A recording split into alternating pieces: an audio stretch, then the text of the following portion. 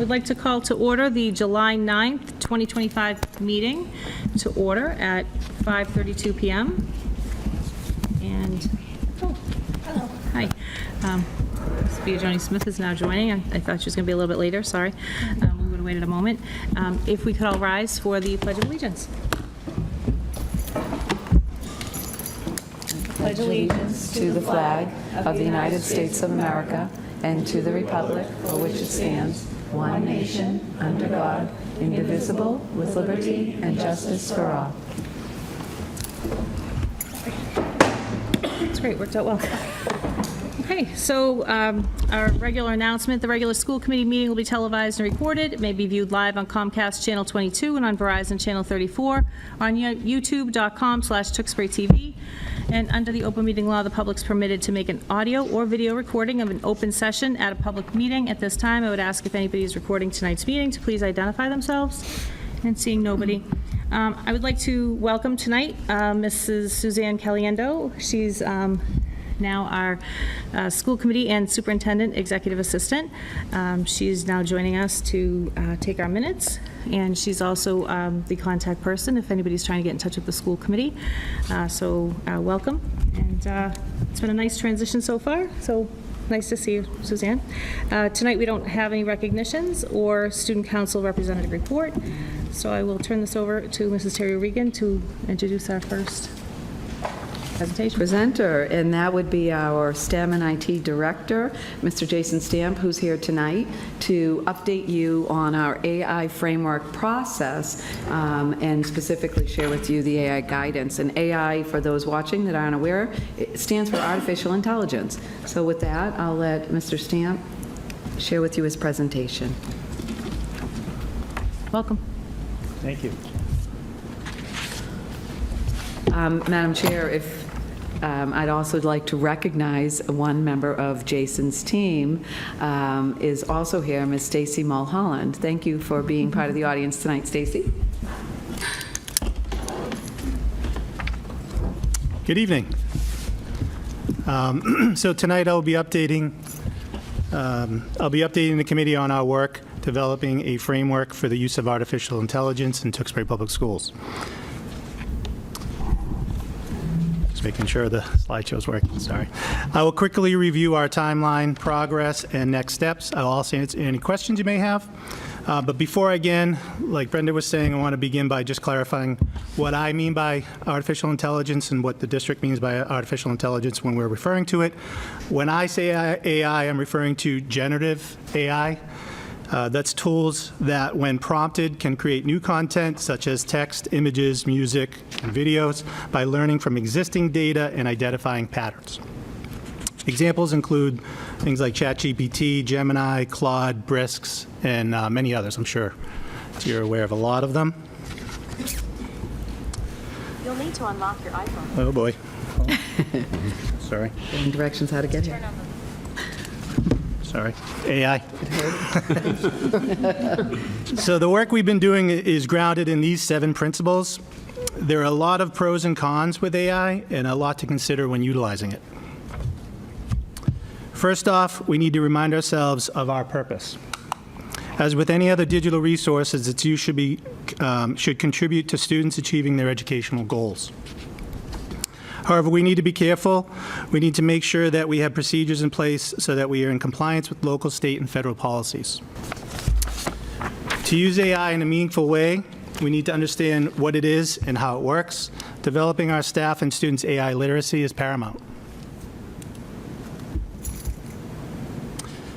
As with many tools, there are benefits and there are risks. Knowing them helps to mitigate inappropriate use.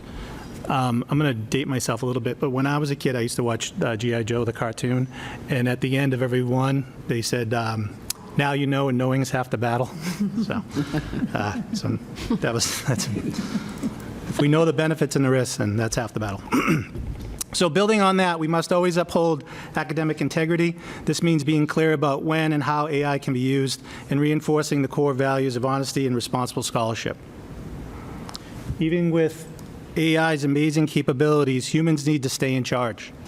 AI should support our decisions, not make them for us. It's about augmenting our abilities, not replacing them. And And finally, this isn't a set it and forget it kind of thing. We need to constantly evaluate how AI is working for us, gather feedback, and be ready to adapt as the technology and our understanding of it evolve. It's an ongoing process. So I'm incredibly fortunate to work with technology integration coaches, you've met Stacy, who are always on top of the latest educational technology. When ChatGPT was released to the public in November of 2022, they were on it. They already had a good understanding of AI and its implications. In the latter half of that school year, my team and I began educating staff about AI tools through our Tech Tip Tuesday emails and personalized coaching, discussing both the advantages and potential drawbacks of AI tools. This foundational work evolved significantly. By the spring of 2023, we were beginning to vet AI tools for data privacy agreements. That's the DPA, that says DPA up there. I try to remind myself not to write acronyms unless there's, a reference to it, so I apologize. As we moved into the 23-24 school year, we saw our first group of early adopter teachers begin to incorporate various AI tools into their teaching, always with our dedicated coaching support. AI's growth was rapid, and soon organizations began developing valuable guidance for schools to help them create their own AI implementation frameworks. We have relied heavily on resources from Day of AI and Teach AI, among many others, to build our own framework. The message was clear: AI is quickly on the rise, and schools needed to be prepared. In the fall of 2024, Superintendent Regan tasked me with developing a framework for the Tewksbury Public Schools with the purpose of supporting student achievement. During the planning process, we adopt the principles from the previous slide to ground our work. We began to offer more formal PD to our staff to help improve their AI literacy. We determined that clear guidelines are essential to establish guardrails for AI utilization by both staff and students. We made sure to include community members and staff to get their perspectives on what needed to be included in the guidelines. And Madam Chair, you were at our focus group, and hopefully you found it informative and helpful.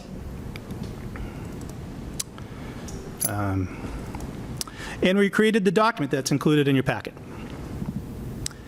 I also coordinated with our school administrators, actually two here. Ms. Victoria Cordero was a huge part of this project, specifically related to the student handbooks and the technology use procedures, but they were also part of the development of the guidelines document that's in your packet.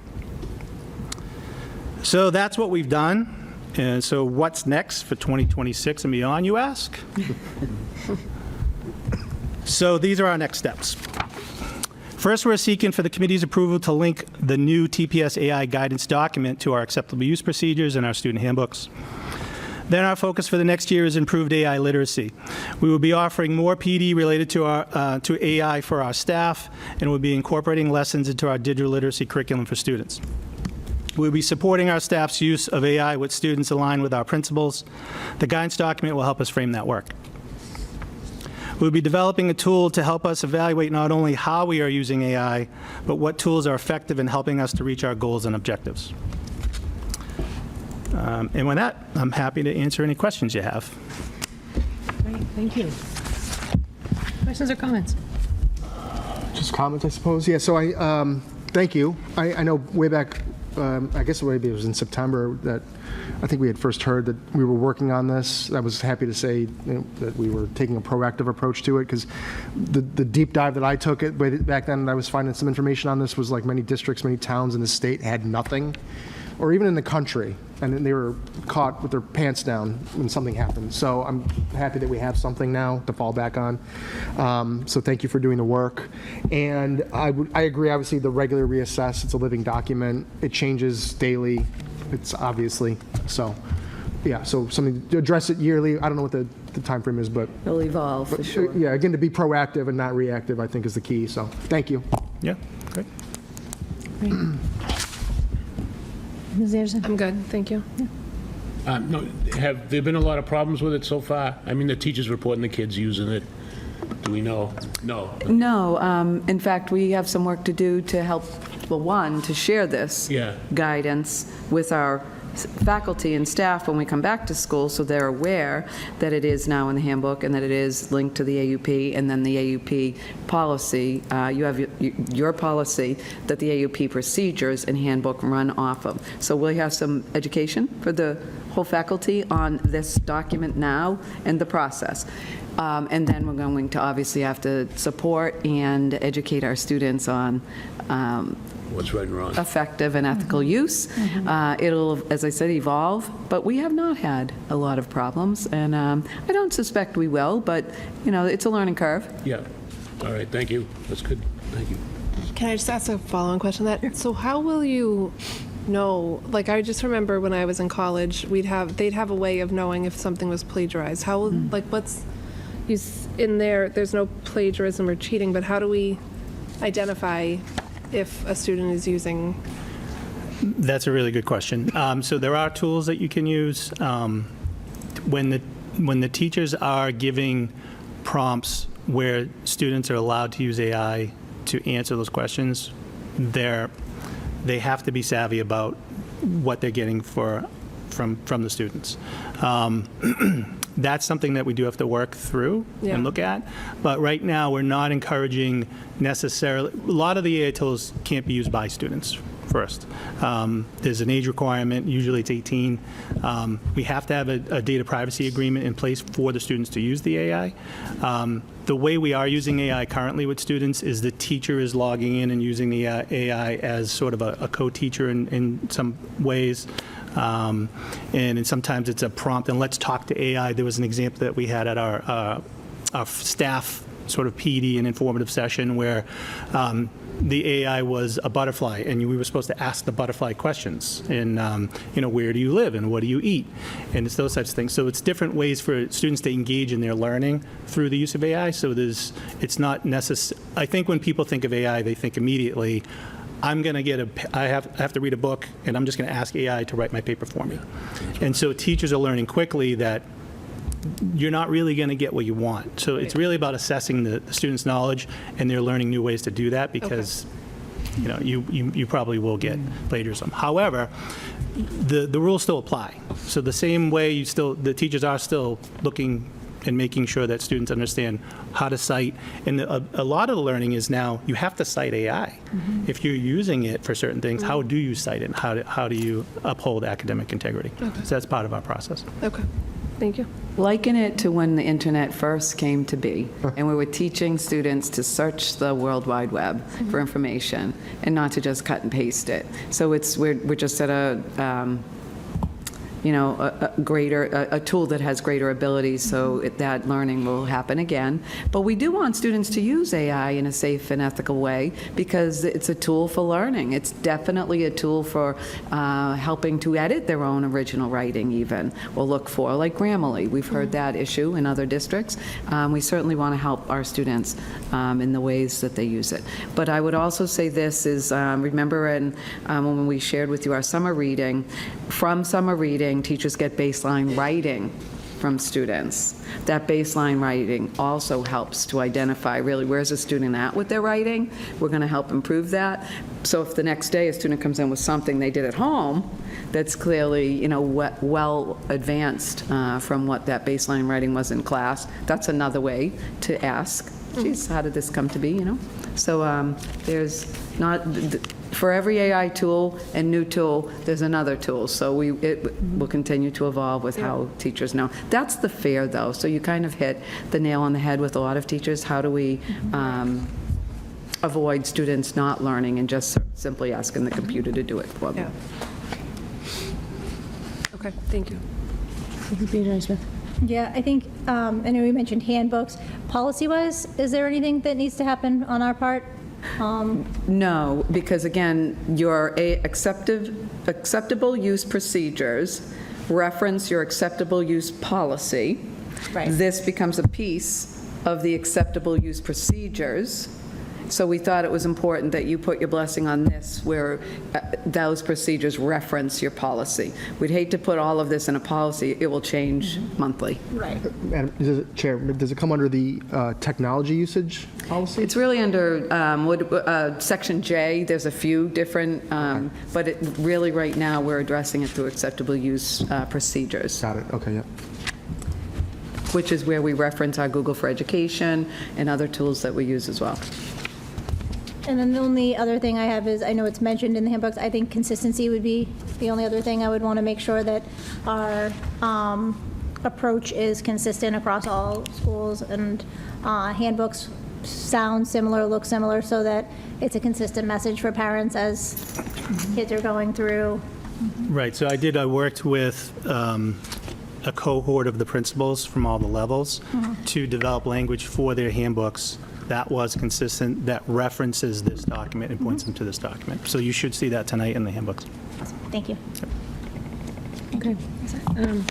I just have mostly comments. I thank you so much for all this work. I think this happened quickly for people who maybe weren't paying attention. I think this, at least from our perspective, kind of came to us, and then from the time it came to us to now, it was a very short time frame. I want to say maybe from February till now. Yeah. And Great in amount of the work. education world, at least from where I've been sitting, that's a short amount of time for this kind of work to just kind of come together and have it be so collaborative with a lot of stakeholders. You've pulled in a lot of different groups here, so thank you.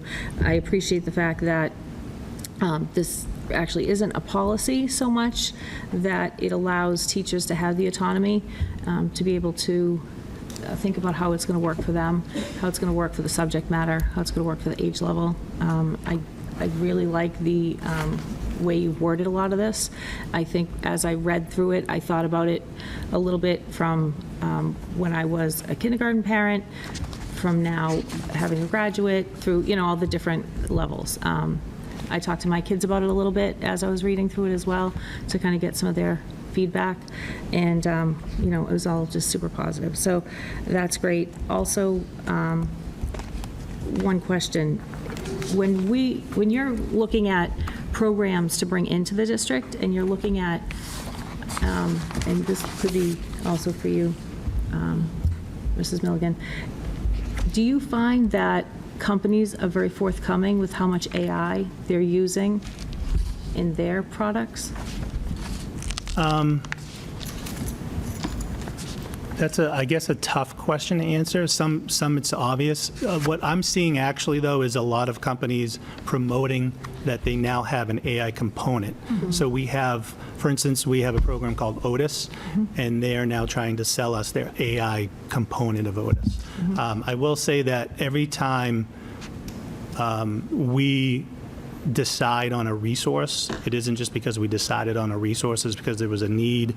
We then go out and look for resources that will help us fill our need, and then we go through a process for that, and then we make sure that we do have all the pieces in place. So we do need data privacy agreements if we have students interacting, so we do have a process in place. So AI really is still it's still on the umbrella of a digital resource.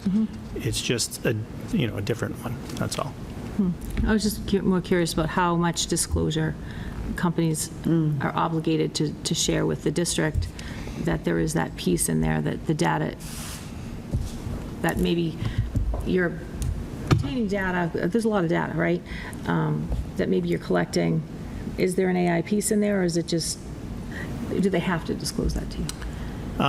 That's a good question. I can look into whether they have to or not. I do know that we will ask, and we do make sure, we always make sure we do have that agreement, and the agreement asks. And then it says, and if you are, then you need to protect it. You are now an agent of the school, and you need to protect it. Otherwise, we won't use your resource. That's that DPA piece that Mr. Stamp was talking about. In addition to that, some of our training with the faculty will be on some of those protective measures. For example, if a faculty member is putting some type of text in that they want to synthesize or what have you, making sure that names aren't included, student names aren't included. Those are the types of protection and training that we want to have with our staff. Because now what happens is that AI tool has a student name or a staff name that may regenerate at some point, and that's what we don't want. So there's a little bit of that, what to be aware of and not do,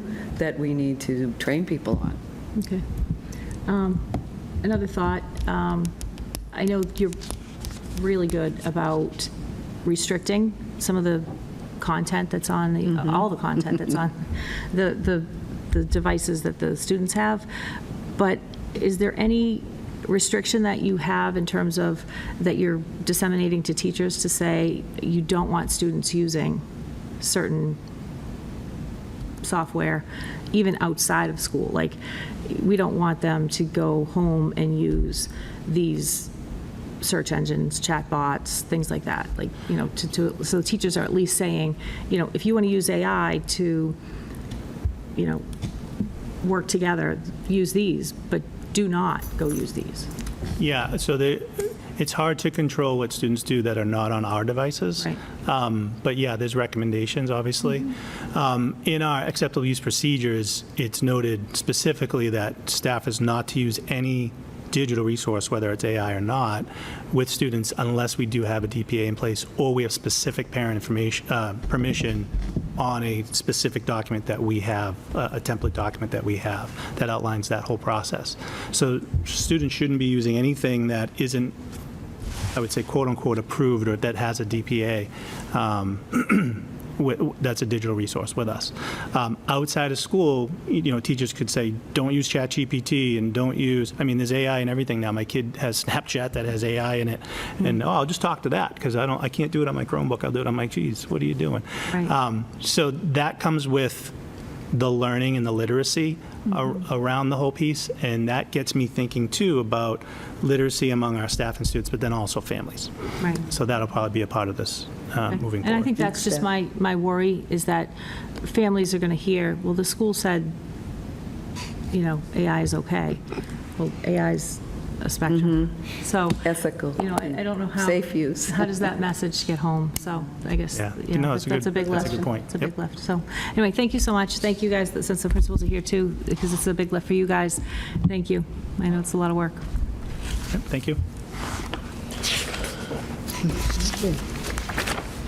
All right, and Mrs. Terry Regan? Yeah, Madam Chair, thank you. As you know, the Tewksbury Public Schools District Strategic Plan, as well as our goals, include an improved and greater student voice in our decision-making. So with us tonight are the Wynn School Principal, John Ware, as well as the Assistant Principal, Ms. Victoria Cordero, and our new Ryan School Principal, Mr. Josh Murphy, to share the results and analysis of their student voice and choice survey that was implemented at both schools last school year. Thank you. While they're getting set up, I inadvertently, I would like to, while Mr. Stamp is still here, could we, I would entertain a motion to take out of order from new business the actual vote for AI. Is that okay with all of you? I think that's Oh, yeah. wonderful. Okay. So we have, okay. Second on that? Yes. Yeah, I'll second. Yep, so we have a motion by Mrs. Biagioni-Smith, a second by Mr. Moncada. All in favor, please say aye. Aye. Okay, so that's to take that out of order. And then that was, now we need a motion to approve and support the guidance on the appropriate and responsible use of AI as presented. Yeah, so moved. Second. Okay, so a motion by Mrs. Biagioni-Smith and a second by Mr. Cutlass. All in favor, please say aye. Aye. Aye, okay, and that passes unanimously. Okay, and again, thank you, Mr. Stamp, and the floor is yours. Thank you. Thank you for having us. Thank you. As part of our school improvement plan last year and related to vision of a learner and trying to give students more voice in our schools, we did do a survey at the end of the year to gauge that. Principal Murphy was not here for that, so some of the goals at the end are things that we're going to still talk about. And as we refine our school improvement plans, some of the ideas, we'll make sure those are condensed down, or we're going to branch off those, but they'll be presented in our school improvement plans, our response to this information. So as we go through the slideshow, it's basically, you'll have a slide that's the Ryan results, and then a slide that's the Win results. And what you'll find interesting, and you may have already looked at this, is that the results are very similar. I mean, there's some differences, but there's a very similar impression that the students have at each school regarding the level of voice and choice that they do have. So the first question that was given was that this one relates to your sharing your opinions, perspective, and ideas about your classes. The question was, how comfortable do you feel sharing your ideas in class? With blue being very comfortable, red being somewhat comfortable, yellow not very comfortable, and not at all comfortable. And when we look at this data, clearly we're pleased to see that the reds and blues tend to be a majority of the students, but we want to, in our goals towards the end, really, how do we shrink the yellows and the greens and make them feel more comfortable in that? For the Win end of the year, for the same question, how comfortable do you feel sharing your ideas in class? You see similar results there. And if you have questions regarding any of these as we go through them, we can stop or however you want to do it. Do you feel your opinions are valued by your teachers? At the Ryan, we had 53% sometimes, 38% roughly always, and then again in the minority, rarely or never. Win, we have 94% in the sometimes and always categories, and then the remaining in rarely or never. How often do you get to share your thoughts on what you learn? You see the results there, 53.4% often, 15.8% always, and then 26% sometimes, and it's typo there, and then the rest rarely. Similarly for the Win, we have 48% in the often, 14% in always. There was a little bit lower here at the Win. These gaps were a little bit bigger sometimes, and rarely were about 38%. Do you feel like your ideas and opinions were listened to in class this year? At the Ryan, yes, definitely, 36%. Sometimes, 51%. Not really, 11%. And then the rest, not at all. Do you feel like your ideas and opinions were listened to in class this year at the Win? You see those results are very similar to the Ryan as well. Were there chances for you to give feedback on class activities, rules, or learning? Again, you see 38.5% often, 42.3%, sometimes 16.2% rarely, and the remainder never. Similar results at the Win.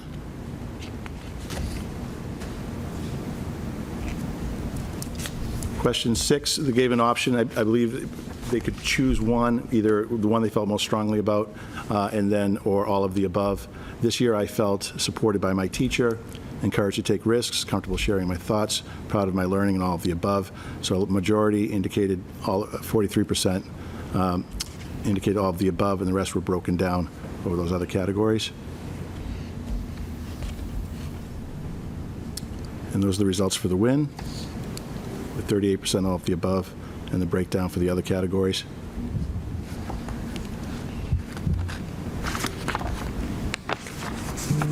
How often do you get to choose how you wanted to learn or to show what you learned? We had 52% sometimes, 17.5% a lot at the Ryan, 26% not very often, the remainder never. Again, how often did you get to choose how you wanted to learn or to show what you learned? 50% roughly, sometimes, 11% a lot, 33.2% not very often, and the remainder never. And everyone, the kids really bounce on this one. Do you prefer having options in your assignments? Ryan, 69%. Yes, definitely. 28% sometimes. No, I prefer one option. And then at the Win, you see that go up even higher. 75%. Yes, definitely. To the 23% sometimes. And no, I prefer one option. So with the Ryan, and looking at their there were some open response survey questions. Some of the leading themes that they saw there were they wanted more options in the styles of learning, the products that they would make, and the groupings, that they have more choice there. Provide more support and staff for students who experience struggles such as anxiety, stress, family, or peer issues. And again, that connects into our district goals. Provide stronger response to bullying and inappropriate behavior, and provide opportunities for students to work in smaller groups to resolve these types of issues. Provide a longer lunch and recess times with increased opportunities for movement breaks and outdoor breaks. Improve the cleanliness of bathrooms, lunch choices and portions, and flexible seating. Celebrate all cultures and diverse populations. And greater differentiation for students who work at varying paces and provide real-life connections. For our themes, we saw ones related to collaborative and social learning. They prefer group projects, partner work, collaborative learning, team-wide, grade-wide activities. We're looking at doing some of that this year. How can we get the school, instead of being in such sort of siloed teams, what opportunities do we have during the year to get like a grade level or school-wide connections to happen? Flexible seating arrangements, time to connect socially. They like hands-on activities, outdoor learning, creative project-based approaches to learning, student voice and choice and autonomy, choice in assignments, being heard, less rigid rules, more freedom in appropriate contexts. Respectful, kind, and inclusive environment, stronger anti-bullying measures, fair treatment, increased kindness and mutual respect among all, wellness breaks and balance breaks during the day, less homework, outdoor time, more engaging recess, flexible learning spaces, and restorative practices like cool-down rooms or snack breaks. So some things we're considering in this, again, as we met the past couple of days as an administrative team, we're looking at universal design for learning. How can we continue to support that and grow that? Alternative assessments, different ways to assess students, trauma-sensitive approaches to curriculum, instruction, and classroom environment. And pilot something like a student choice day or week for students to choose from multiple projects related to cross-curricular themes. Looking at advisory and homeroom focus, mini lessons to build skills and access support for social emotional learning, to head off bullying behavior, develop a variety of approaches to promote anti-bullying behavior. And that's sort of a summary of the slides, and I guess kind of speaks to things that Josh and I have already spoken about, things that he had in his mind before he even looked at the survey, things that he was thinking about bringing to his school. So that's a good sign. All right, thank you so much. Any questions or comments? I have a couple. Sure. So question 3 and question 7, it seems like they're both centered around the same thing, being able to share their thoughts, give feedback. Yeah. I think that's interesting. It's also nice to see that they're consistent, because those questions are similar. So if one was answered very Right. skewed in one direction versus the other, it might show some people may not be paying attention, but they are very similar. I would love to see more work done with that as these kids get older. They want to express how they feel, or share that they're confused or didn't understand what came across. So I find that to be, that I was glad to see that those were consistent, and I would love to see more there. The fact that our 5th and 6th grade students are recognizing that they need some more support around bullying, I think speaks to that. It's a theme where I think we're seeing it everywhere. Yeah. And it's scary and sad that we're seeing it that young and probably even younger. But the fact that they're recognizing that they want support, I think is saying something. And then the last thing that I had to comment on, not a question, but just a comment that, again, I commend these kids who took the survey and shared that everyone learns differently, that they want different ways to learn, different ways to express how they feel, different ways to do things, that even as adults, we all, take these personality quizzes and tests and whatever that say, I'm an whatever. You know what I'm trying to say. Thank you. Or a visual learner, or whatever it might be. And I think that this is their way of saying that that's them too. And I think it's something to consider and think about in these classrooms. And it's just comments really more on all of it that I saw when I read through it. So no questions or anything like that. Just really wanted to call out those specifically. Thank you. Thanks. I think it's pretty good. I mean, how long have we been doing those surveys? We've done different ones over the years, but not consistently. Yeah. And so we made it a focus this year. And so I think it'll be important to follow up next year to see, what the changes are. And I think, as you look at these kinds of surveys and you see the responses, you look at too, you want to have some consistency, look for some of the same themes, but you might recognize that this question could be tweaked in a way that gets more of the response that it's looking for. Yeah. I think sometimes students can get a little, there's different interpretations of what the question means. Yeah, I think it's pretty good. I mean, we never had that in the past. That's for sure. Yeah. Yeah. All right, thank you, Mr. Yep. Weir. Yeah, just a couple questions. So the next steps and future considerations, I think that we should just make sure we're trying to address the themes of each one. For the WIN, I'm looking at the 5 different categories. And I don't know if our next steps hit every single one of those. Right. I'm thinking like the wellness breaks and balances, like how do we get that? Maybe that's part of the mini sessions that we're going to do with the homerooms, but just want to make sure that we're incorporating, because I'll tell you, this will be the success of these, implementing some of these and getting better scores in these will directly have an impact on kids staying in district and moving up to the high school. So I'm glad that we're doing this. I think this is the right time to do this. And I'm excited to see the execution of it and the feedback from the kids for next year when we do this, to say, okay, let's see how our scores improved and how are they feeling about the things that you guys are implementing based off of their feedback. So it's really interesting to see some of the comments that they had in here, I think for both schools, but now they've told us, now we've got to execute on making it making it Just better for looking them. at the data and the response, we're, I think, excited to not just share this with the staff, but share this with the students. Yep. And have the students look at this Yeah. with us Yeah. and really think about, like, what does this look like in our community now? Right. So I think this is just a great first step in us just breaking this data down, so that we are kind of executing the vision that what we're really excited about too is that this really complemented what we were thinking about when we were thinking about our Tewksbury learner, right? The hands-on, collaborative. We took that feedback from many different stakeholders, and the kids are saying the same thing. This is what they want to see in their school experience. Yeah, and I like the call out on the trying to integrate either the teams or the grades together, because I've had a lot of comments about, well, this person's on Team C, so I haven't even seen them all year. I don't even know if they're in school. Like, Right. we've got to have a better culture. Right. We got to figure that out too. Yeah, and we've been using the student council, starting to use the student council more effectively this year, and bridging with them, having them generate some ideas about how to change some of the different things we're doing at the school. Yeah, good. This is all great. I'm excited to see it come to fruition. Thank you for your work. Welcome. Yep.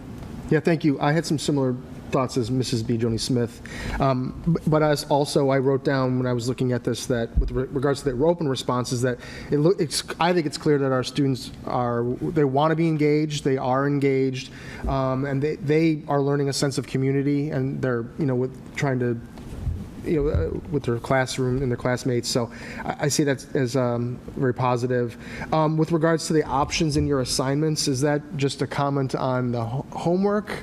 Is that on what they're being taught? What is that a comment on? I think, the question, it stands by itself, so I think as they read it, I would think that they would have seen that as whatever they're doing in class. Yeah. The assignments they're given to do in class and outside of class. Okay. I think they would And really how to yeah. demonstrate your learning. Like, Right. are you going to write it? So, for example, I went to a classroom, and there was, do you want to write a paper? Do you want to draw a political cartoon? There was a few options of demonstrating your understanding. And that's one thing that teachers have been really exploring and students have really been excited about, is finding a way of demonstrating their understanding through a different assessment. For you, Madam Chair, you'll hear more in August around our plan. You've heard the terms differentiation, UDL, Universal Design for Learning. That really speaks to providing stronger instructional supports for all students and all learners, depending on what the objective is. If the objective is writing, maybe it's a choice in the writing. If the objective is, as Ms. Cordero said, comprehension, there's other ways to show it than just writing a paper. So we'll be talking to you a little bit more about that in August as well. It's a goal of the district. Our students clearly want this, and it's the direction of instructional support we need to go in, is hearing how they want that. I have one other comment was, quickly, was there was a part in there about being encouraged to take risks, and I think that's great. Like that, they should be encouraged. Yeah. This is the age, just to start doing things on your own, and this is that age, so I appreciate that. Thank you. Thank you. Thank you so much for this work. I'm excited about it. You don't have to wonder how I thought about it. You'd know. Yeah. I'm interested to know, did anything in the answers surprise you? And from Mr. Murphy, especially from you, just walking in, kind of not even having met any of these students? Yeah, I mean, I would say nothing surprised me. One thing that felt really good was to come into a building where I really haven't seen students and haven't seen teaching and learning yet.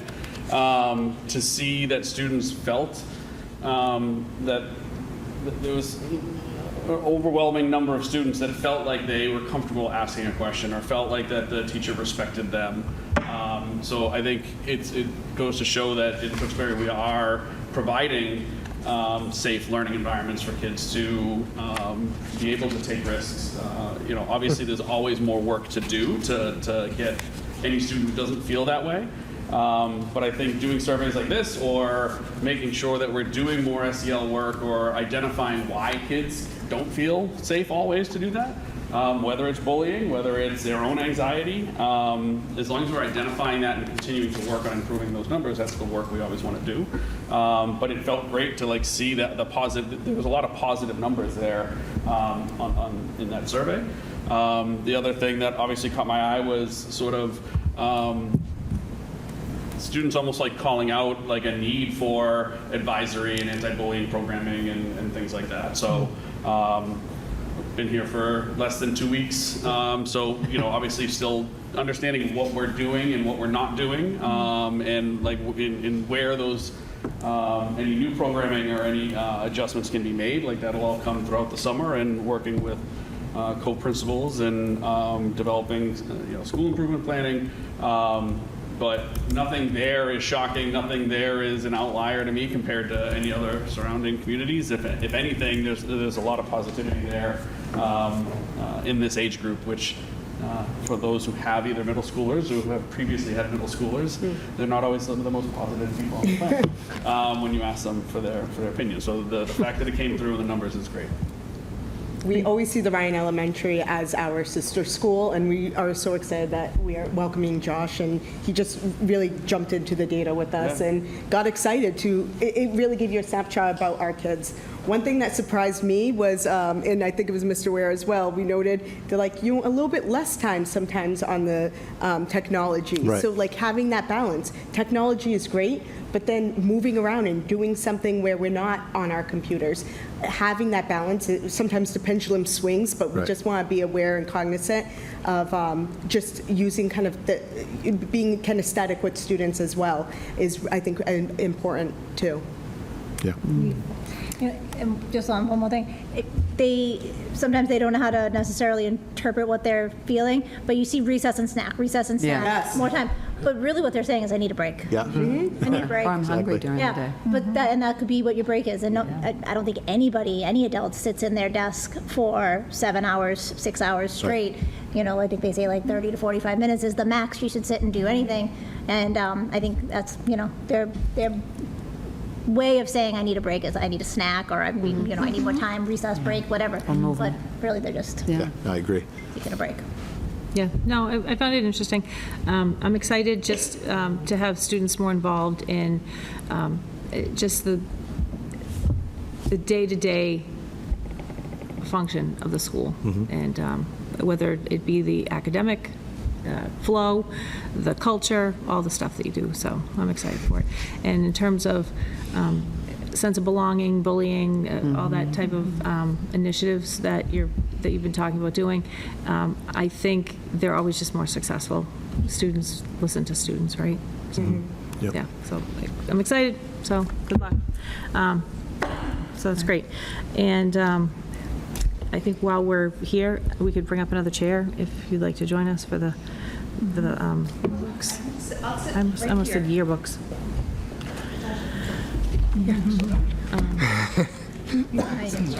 And we could entertain a motion to take that out of order, and that would be from new business, 25-26 student handbooks.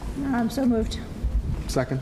Okay, a motion by Mrs. B. Joey Smith, a second by Mr. Moncada. All in favor, please say aye. Aye. Aye, and that passes unanimously, so pass that on to you, Mrs.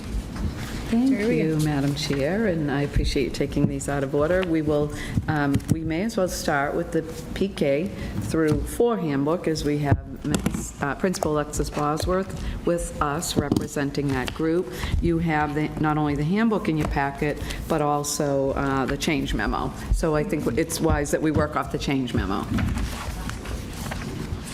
Good evening. Wonderful to see everybody here. Just in representing the 3 lower elementary schools, we did make a few changes, some of them more clerical, introducing a new principal at the Heathbrook School, and of course updating some of the graphics, because that's always very necessary for our younger students and families. And we've, just in line with the rest of the schools, we added in the AI guidelines and the information on bicycle riders. We do, believe it or not, even at the early elementary school, we do have some bicycle riders, especially now. We've had more walkers at the Doing School past year than I've ever seen before, which is really interesting. So I think it's a really great opportunity for us to be able to be reflective of that, to be that positive change for us to try to figure out how we're going to manage that piece. We did add some updates to these policy, believe it or not, at the early elementary level. We do have families who elect to send their children to school with either cell phones or some kind of electronic device. More of a smartwatch, or there's something new that is like a Tamagotchi from years ago. I don't remember the new name of it, I'm sorry, but it goes on their fingers and it's electronic. And they are useful in some circumstances, but in the classroom, not necessarily. So we wanted to make sure that our cell phone policy and our device policy was all-encompassing. So if some other new device shows up next week, which I'm certain it will, we're able to kind of say, sure, those can come to school, but you have to maintain the parameters that we set forth and ensure that they're not disruptive in the classroom. So we do want to ensure that all of those devices are left in the backpacks and not on the wrist or fingers. We've updated some of the wording on plagiarism just in terms of this. This is more prominent for our 2nd through 4th grade school, just in terms of what the implications for that can be, as well as updated some of the extra help wording. Because our teacher's contract has changed a little bit, but we do want to make sure that families are aware that we're still willing to offer any sort of help or assistance available. So we just wanted to clarify the wording. I think our biggest change, and I kind of skipped over this, were the library procedures. Over the past couple of years, we've had the tremendous benefit of having some new librarians on staff. So we're really trying to take care of the materials that we have so that future students have an opportunity to be able to use them and have them in good working order. As each year progresses, we've found new systems that are working and some things that we've had to adjust a little bit. For example, we had nothing in here that said a kindergarten student couldn't take out 27 books. I, as a parent, it was challenging for me to have 2 books coming home for each child. So we just wanted to be able to set some parameters around things to make sure that there's a consistent message across all of the schools. And what would happen if somebody wasn't able to return a library book, or it was returned in less than ideal condition. So we're just trying to clarify that a little bit more and working with our librarians. So that's basically it, aside from the more technical, the little technical things. Were there any specific questions for the pre-K to 4?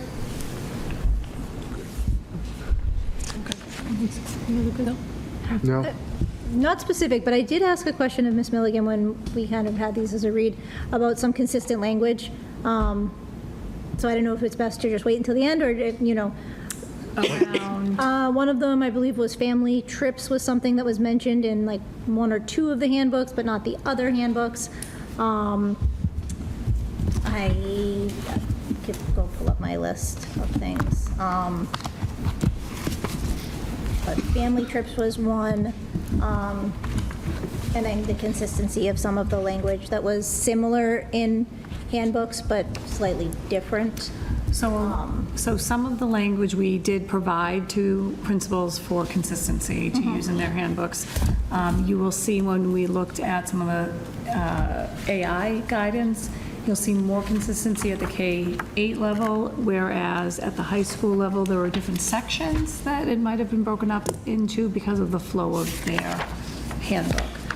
As it comes to family trips, I would have to go back to our email and see where that communication, off the top of my head, I can't remember what the family trips Yeah, it's a communication tough was. one to find because in in some, attendance. in some it was under Should be. attendance, but in others it wasn't mentioned at all. Okay. I think we had, I think if I recall correctly, a year ago, at least at the pre-K to 4 level, we had addressed that and we had connected with the other schools just to look at the consistent wording in having more referring to make-up work and the expectation for providing work in advance of a family trip. Right. And I think that we tried to make that a little bit more consistent, but Yeah, I think so. hopefully we didn't. It's just a hard one to find, if it's in different places. Sure. If the layout is different, and then I tried to do the control find in each of the things, but it didn't really work. So unless you're looking at them all laying out in front of you, it was a tough one to find. But that was nothing specific for K-4, but more like across all. I will say that the consistency of those kind of standard policies are getting so much better. Thank you. It's always a, I think that those Working little from- things, I think each year, I think, are getting better. Yep. But it's getting better. I think every year somebody else picks up with something different that says, wait, why are these kind of not jiving? But They're long, and you only find the thing as a parent when you're looking for the thing, and then you can't find the thing, or if you have kids in multiple schools. So, yeah, it's helpful when somebody brings something to your attention, and then it kind of gets on the list, so you can fix that for next year. So it's getting better. thank you. Any other questions for K through 4? wrote it down too. Yeah, I have the email. Thank you. Thank you. Madam Chair, do you wish to move on, or would you like to vote on each separately? I think we could do one at a time and then vote on all as a slate. Is that okay with everyone? So we'll move on to the Ryan and the Win, which are very similar. Is that what? Perfect, yeah, sounds great. So I can jump in next. I have a lot of this work was done by my predecessor and Mr. Hart. So I think the change document that I have is showing the simple changes of school year, handbook sign off dates, school calendars, representing a new principal as well. The addition to student records, personal electronic devices, the AI guidance, additional language about cell phones on buses, and then a removal of a student record language because I believe it ended up happening in a different place within the document. So I don't think we had a lot of major changes other than cleaning up a few areas or those annual updates and including any of the sort of language that district-wide we were including as well. Okay. Any questions for the Ryan? Grades 5 and 6? I just, the thing with the family trip, I was like, now I'm keying in on it. Yeah. I think it's funny that in the pre-K one or then to grade 4 is like, we understand you're going to take vacations all the time and it's great. And this one's like, we don't think you should take a vacation. Right? It says it's contrary to the student attendance policy. So that's a little, I can see how there could be some confusion. Yeah. But otherwise, no, I don't have any other comment. I have one question. Yes. It was related to the change regarding, and this might not be something you have answers to now, or maybe something we take for discussion, related to cell phone use on buses and how that would be monitored and enforced fairly. Some bus drivers let kids use their phones on the buses, some don't. Some kids take advantage of that ability to use their cell phone on the bus, some don't. So, topic that we can discuss at another time, but it's something that I it was called out as a change in a specific line item that was added to the handbook, and I would want to know how we were going to monitor and enforce that fairly. And it's a great question. I mean, we absolutely state that the bus and the bus stop, in fact, are extensions of school. And I think every administrator here right now, and previously I see Mr. Stamp over there, and all of us, probably the bane of their disciplinary existence is hijinks that happens on the bus. So it is a tough one to monitor every bus driver, but we certainly hold our students' expectations the same. I guess I would ask, we have it noted in each of the handbooks, correct? That the bus and the bus stop are extensions of school, I believe, in all of our, okay. I think I'm hearing a couple of things. I want to look for just consistency in the way it's phrased. Yeah. And including family trips. And I think that's a quick one. Even, again, you usually, when you vote on these, you vote on them with giving me the ability to work with the principals on any minor changes, as long as I let you know that they were changed.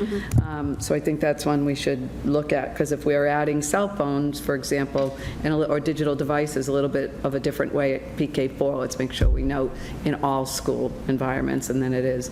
So I think that is key. Students do think they're in a different world sometimes when they're on the bus. And someone listening to music maybe isn't the same as someone videoing someone or watching Absolutely. inappropriate things. So, yeah, again, appropriate use. I can speak to that a little bit. I mean, in both previous experience, again, I think it was just referenced, like the moment that bell rings and they like walk out of the building, and even in my previous school, the moment the bell rings, like cell phones would come out like as students were walking out of the building. So that was something that's obviously difficult when you have hundreds of kids trying to exit a place to monitor. I think it goes along two things: is trying to get consistency, having 18, 20, however many buses we have, having that many different bus drivers are obviously on their own without us sharing explicit expectations are going to handle things differently and have their own opinions, but I think it's important to have those items in the handbook if they weren't there before, because then we can point to them to talk to families about it, talk to the bus company, make sure the bus drivers are aware that, hey, this isn't a choice for bus drivers, this is our expectation, that this is an extension of the school, these are our sort of school rules. So that was something I battled in 2 schools ago, was just making sure that the bus drivers themselves were at least trying to be consistent. So that would lead me to believe where some of that sort of came from. It is, of course, a near impossible environment to have anywhere close to 100% fidelity. It's hard enough to drive a vehicle that size. Nevertheless, with the number of students and the excitement, especially in the afternoons compared to the mornings. But I think I think we need that there so that we can say what our expectations are, so that when students aren't meeting expectations, or if it leads to something else, then we can kind of follow up with them and make sure that it's getting addressed. It's so ironic that you asked that, and with Mr. Stamp still in the room, I am fairly certain, so I'll be checking on my words tomorrow, that our acceptable use procedures, again, is a procedural doc referencing your policy, has exactly that expectation. And with that, this morning, as I came in, I said to Dr. Milligan, we really need to talk, and we didn't go there today or yesterday, we had a lot of work to do. We really need to talk about how those acceptable use procedures are really explicitly brought out and discussed with students at the start of school versus every parent's reading them to every child, because we know that probably isn't happening with the same level of detail that we would do in school. So we haven't discussed that yet, because within those acceptable use procedures now, we're including AI, their one-to-one device, any device that they have coming and going from school, Yonder, all of it. So I think we have to build that more into when we meet the students the first 2 days of school. How we'll do that, I'm not sure. I think you can appreciate where I'm going, that there's some training at the school level on what all that means. So, because even when we put things in handbooks and people sign those policies, those procedures, they may miss some key things that we know students may slip up on. So that was an aha moment I had today. When we come back, we really need to, not just the AI guidance, but the whole AUP, because it's part of it. So. I was going to add that, you're not going to get 100%, right? But you have to have it in here so you can fall back on it when there is that unfortunate whatever. Yeah. So we have to have it, but it's the enforcement was a different issue, so. Yeah.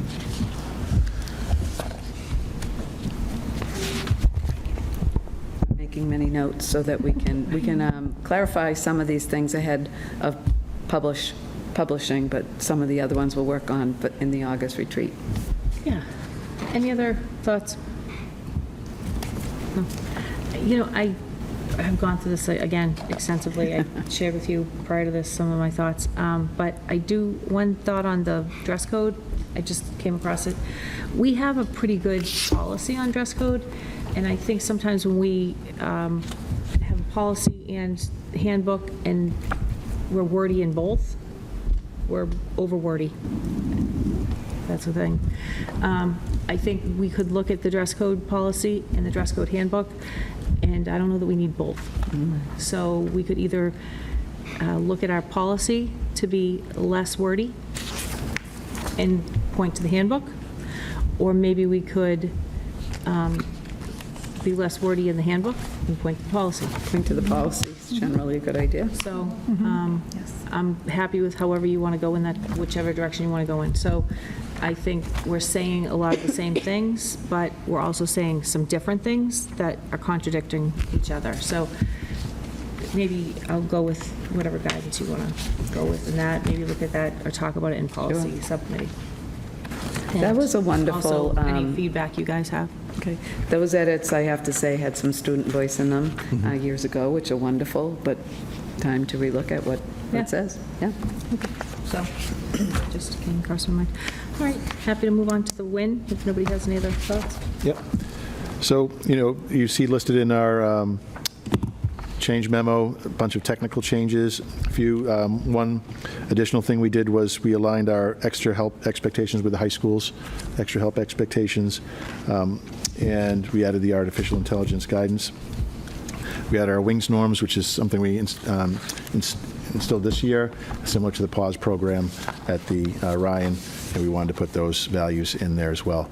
One of the big changes we made, and Assistant Principal Cordero worked with the teacher group and the staff group regarding this, was taking a look at our behavioral expectations, looking at language like penalties and response, and looking at how to sort of reconfigure that, but also looking at the different infractions and what level they were considered on. I think, like, for instance, gum chewing was considered a level 2 infraction that an administrator would have to deal with, and we thought that that belonged in this group, worked on those kinds of things, say that's more of a teacher can deal with gum chewing. So though there were a lot of changes there, and we added maybe a few types of infractions as well, or reworded them. The tardy policy, we took a look at that. It had been more punitive in the past. We looked at it this time as more of a partnership with family to look at how to resolve that together, as opposed to implementing consequences for the student specific to, like, detentions and such. So we were looking at adjusting that. We updated the bike policy. We included the actual specific language of yonder for the WINS policy. We are going to continue with that this year. And we added we didn't have a student obligation section. We wanted to make sure that was in there as well. And connected, it was interesting, it was mentioned by a staff member during a faculty meeting, and I think it was a great idea, and I talked about it with Brendan, we discussed pushing this back on the students, was it's a very lengthy handbook, and students are expected to read it all and sign off on it, which we expect them to do. But it's not really handy for them to go to, like, what's the policy, what should I do for the dance coming up? And then they go into this lengthy handbook and have to find the table of contents. So we're thinking of having the student council or student groups come up with a mini version of the handbook that has not all those big adult things that they need to necessarily always be looking at, that they would have a much easier access, that would be available for them electronically as well, but they can just quickly go to a simple table of contents, and they might digest a little bit more of what the expectations are around specific policies and expectations at the school. And Madam Chair, if you remember, we did work with a small group of students to hear their ideas on the code of conduct. Yeah. And they were very unaware that there was actually a code of conduct with leveled infractions and ways in which the administration work with other students. I would guess the 3 or 6 in front of us probably just hadn't had that experience. So I think it's a wonderful task for the students to digest their own handbook and really understand it and come out with a user-friendly, student-friendly, be great student voice activity. Yeah, agreed. Any thoughts on the WIN, grade 7 and 8 handbook? The addition of saying that you use the honor pouch, I had mentioned that to Dr. Milligan, so, but if you added it for some other reason, that's great, but I'm glad that it's in there because I think just to be clear on people need to know that, Yeah. the parents need to know what the process is. I think that's what we're currently using. I think that's agree. helpful to know, so. It's good feedback. Okay. Any other thoughts? I was going to let anybody goes first. It's just me. I have 2 things. One is on the bicycle riding section, and if it mentions other modes of transportation, scooters, electric bikes, I mean, all go that, in, yeah. and if that contract speaks to those other options too. I think the contract right now is more general, but we can look at it to see, like, at least have those in the headings of the contract, that it includes all those types of Yeah, vehicles. the contract would be updated to reflect the handbook policy. Like any other mode of transportation other than Yes. bus, Oh, walk, yes. or Very in right now. hoverboard. I saw a kid on one of those things with no handles that just is right. like a thing you step on and it just takes you places. A one-wheel? Yeah. Wheel thing. I was like, where do you even put that? Our SROs were Yes. a good resource as well on the law when it comes to riding or driving to school like that. Yeah. And then my only other comment was in the section, and it might have been changed, I had mentioned it in an email, on the extra help section. It said after-school help, but it didn't mention anything about before school. Oh, okay, that may, I'll check that I if it know says that some before teachers and or did after. offer Yep. before-school help, so I just wanted to.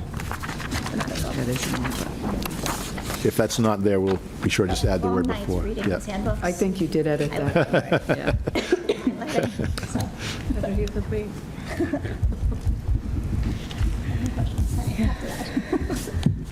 Sorry. Yeah, no, it's great.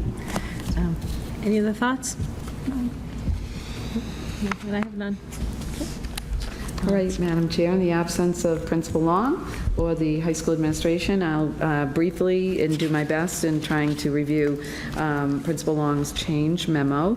You can see some of the bigger changes, and I'll just address a few of them, but updated, years and letters and names of assorted people, but we have updated Tewksbury Memorial High School schedule page by adding the WIN, What I Need Block Advisory Day. So they added that to the scheduling and so that students can see that. And I should add that they will be analyzing its effectiveness for students this coming year, but it needed to be noted that those advisory days may be used for the WIN block.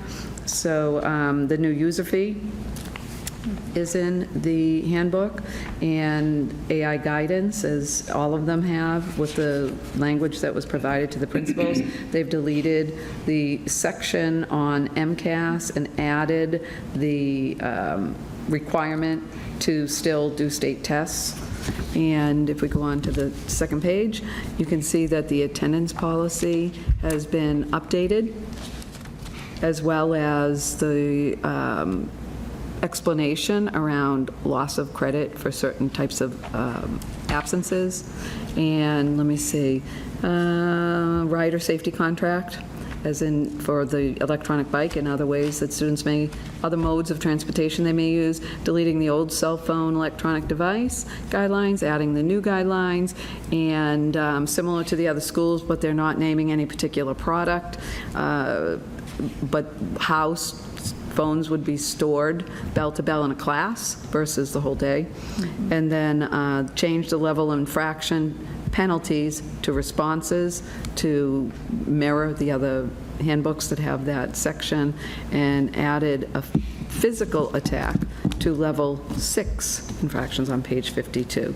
So they've looked it through.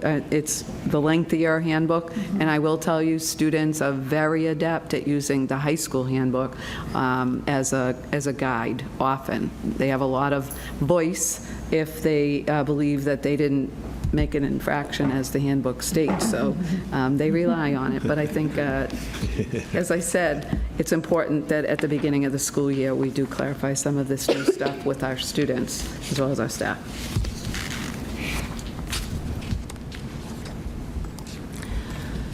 Okay. Any questions, comments? Just a question on the attendance appeal process. Do we have like a standard on when it comes to appeal, what they will approve and not? Because I can just imagine that that will become, if they're approving for one person and it's a very similar situation to when they didn't approve, then that could be an issue. Yeah. So is there something, a standard that they'll follow? So as a former administrator, especially at the high school, I can tell you every case is very different. And what, even for the same student, maybe an appeal process in semester 1 may look different in semester 2. But with that, yes, there are criteria they look at. You know, and I'll just go with, if you know someone has a chronic illness, and you already have that documentation, you're not going to be needing a doctor's note every time when it's related to that chronic illness. Now, with that, again, every situation may be different. So I wish I could tell you, yes, there's a standard form that's check, check, check, this many checks, it's a yes, this many it's no. It really comes down to the individual family and student need. Have there been many times where there was an appeal made and then we said no, and then they came back and said, like, Yes, there has been times where the appeal was no, but then the family was able to provide additional information, or that situation was something that wasn't exposed in the appeal that we needed to know about. And I will also say the dates are firm until somebody needs to make sure. I know of a situation where somebody didn't get the appeal form or the documentation in by, I don't even remember the date, maybe the 16th or the 17th, but teachers still had that next day to get grades, and so the administration worked with that family after the due date. So it's attendance is important. We're accountable for every student's absence, whether it's excused or not excused. So that's something to understand. But we also know that, you know, there's absences that are confirmed with a phone call, but and it's harder at the high school, so just imagine, I won't go into the lengthy, it's a waterfall schedule. If you're chronically tardy, well, it's going to take you how many times before you hit that first block again in the same class? So hitting that many absences is not that easy to do. So, but with that, I think if you had gone back to last year's handbook to this, you'll see adjustments were made as the administration looked at what happened in this year's change and what do they need to look at forward to adapt to family needs. Okay, So, thank you. You're welcome. Any other thoughts? Questions? Okay. I don't have anything to say other than to add that I think it's in the right direction. Yeah, the attendance piece is big, and you know, our accountability is certainly up higher. We also know students who are absent or tardy a lot, missing a lot of school, will impact their achievement. I am also very pleased to say we have maintained the opportunity for credit recovery, whether it's for absences or grades. And that's something that you know, we haven't always been able to maintain, but we have, either through grant dollars or our own budget. So that they have, and I will have to look into it. We've also used to participate in credit recovery in both semesters, one after school and then in the summer. So I need to look into whether or not we're able to move forward with twice a year on that. At this point, we weren't able to.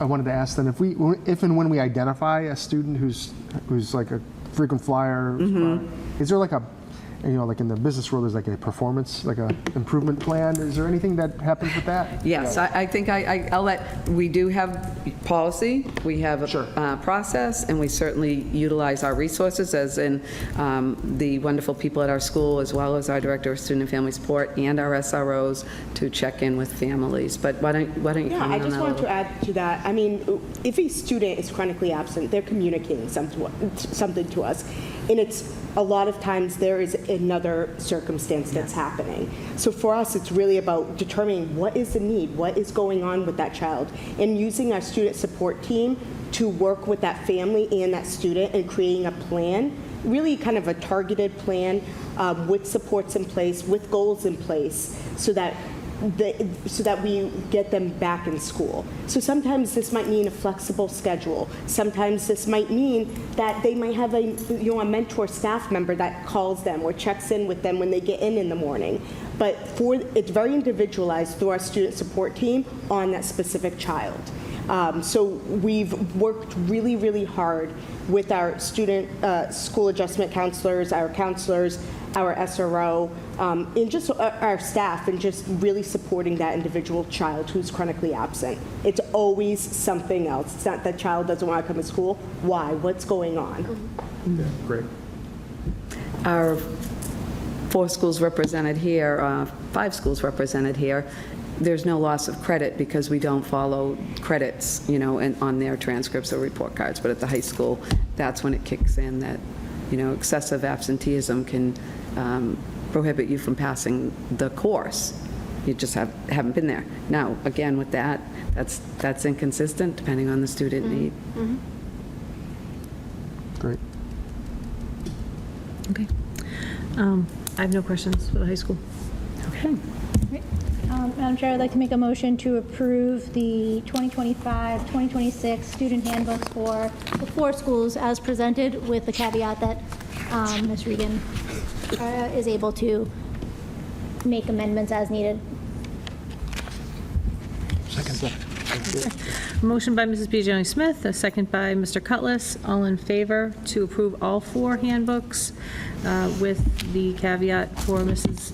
Terry O'Regan to make amendments as needed, and she certainly updates us as that happens. All in favor, please say aye. Aye. Thank you guys so much. Thank you. This is a lot of work. Thank you, Madam Chair, for moving that up. Okay. I don't see anybody here for Citizens Forum tonight. And approval of minutes.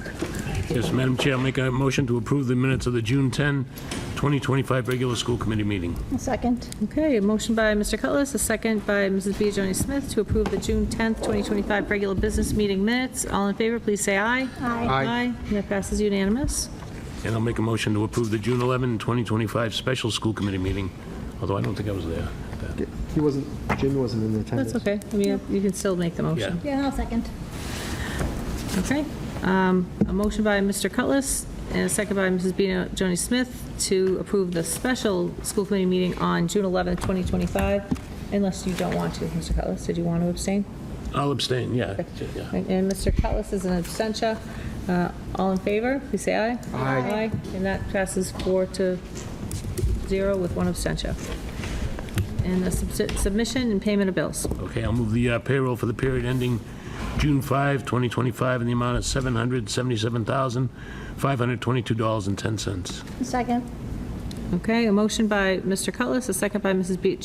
Biagioni-Smith to certify this balloon payroll ending in June 5, 2025 for the amount of $777,522,010. Roll call vote. How do you vote, Mr. Moncada? Aye. Mrs. Anderson? Aye. Mr. Cutlass? Aye. Mrs. Biagioni-Smith? Aye. And I vote aye as well. I'll move the payroll for the period ending June 18, 2025, amount of $1,638,315.97. A second. Okay, motion by Mr. Cutlass, second by Mrs. Biagioni-Smith, approve and certify payroll period ending June 18, 2025, total amount of $1,638,315.97. Roll call, Mr. Moncada? Aye. Mrs. Anderson? Aye. Mr. Jamie? Aye. And Kayla? Aye. And I vote aye as well. All right, and I'll move the payroll for the period ending July 3rd, 2025, amount of $1,737,094.90. Second. Okay, motion by Mr. Cutlass, second by Mrs. Biagioni-Smith to approve and certify the payroll period ending July 3rd, 2025, total amount $1,737,094.90. Mr. Moncada, how do you vote? Aye. Mrs. Anderson? Aye. Mr. Cutlass? Aye. Mrs. Bijani Smith? Aye. And I vote aye as well. A lot of payrolls in there, sorry about that. All right, and Mrs. Terry O'Regan, if you'd like to start with the staff report. Thank you, Madam Chair. Let me just start with, during the last week of June, our students were able to participate in UMass Lowell's EPIC Camp. As you know, Madam Chair, you had one of your children in the camp as well. This hands-on experience gave 16 Tewksbury Memorial High School students, and some of them being repeat students to the camp, the chance to explore the world of engineering and their future engineering career paths. The camp was led by UML's professors Brad Mingles and Paul Matthews, along with our high school STEM Pathways coordinator, Mary Jo Kelleher, and one of our high school math teachers, Kelsey Ring. The students engage in a wide range of immersive activities that introduce them to engineering, design, problem solving, and the practical applications of various engineering fields, starting with a creative paper challenge that had students keeping a piece of paper aloft for 10 seconds through an engineering lens. Over the course of the week, students explored plastic engineering, chemical engineering, electrical engineering, and industrial engineering through the UML lab visits. They had hands-on activities and challenges like circuit building and catapult design. That became their culminating project. They had a guest speaker, including high school alumna Caitlin Morris, who provide insight into real-world applications and career paths in engineering. The camp concluded with the student showcase of those catapults, where teams demonstrated their working devices. They shared data from their testing and reflected on what they learned through the week. It was an inspiring and enriching experience that helped students see how engineering impacts the world and how they may one day be part of shaping the world through engineering. So in talking with our students, this was such a successful experience. So I do want to thank the people behind the scene on keeping these college, university, and business relationships alive, Ms. Karen Braken O'Brien, and obviously Dr. Cindy Bastieri and all the teachers who continue to keep these opportunities available for our students. 'Tis the hiring season. You have many hiring letters in your packet. Some of the new hires we have signed on for next year are included, including, as you mentioned, Ms. Caliendo. So we welcome Suzanne to the school committee and administrative office team. We do still have some positions to fill that are in queue. In fact, Dr. Milligan and I have 4 interviews and hopefully 4 onboarding meetings tomorrow with 4 new teachers. Additionally, several of our Appendix B positions are in your consent agenda for consideration as well.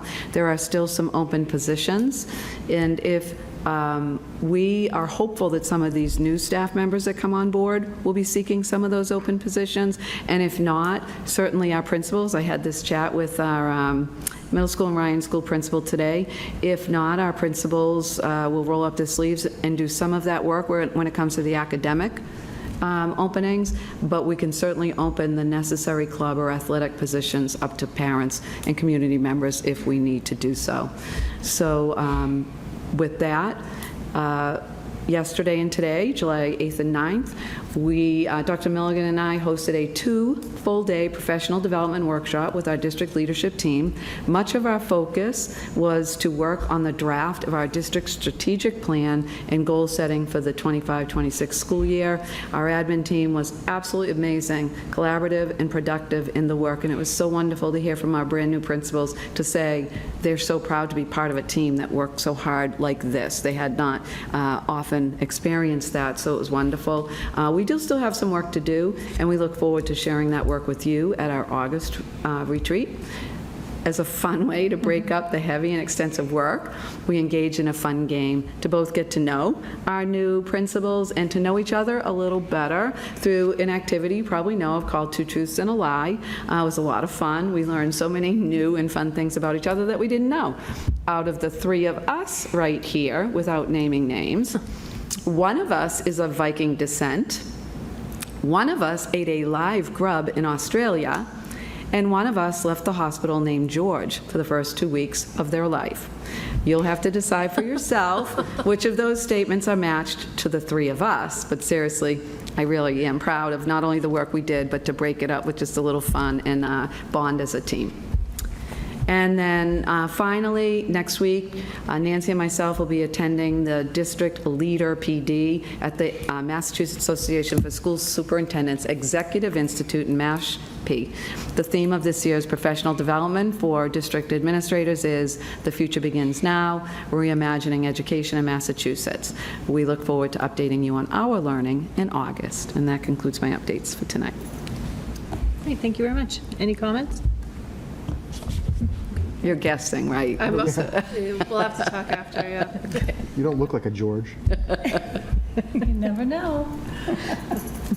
Dr. Milligan? All right, thank you, Madam Chair. I have very few updates today. The first is that we successfully started our summer schools enrichment programs this week. We had 3 exciting days under our belts with the SY students and Alphabet. At the end of the summer, I will include in my report total numbers of students and programs and any additional updates of summer happenings for everyone. But it was nice to see students back on campus this week. In correspondences and informational topics in your packet, the Wynn Middle School provided some updates to share. The Drama Club was awarded the 2025 Best Prop Design for The Lightning Thief and a gold medal for the performance of Attack of the Killer Man from the Sun from the Massachusetts Educational Theater Guild.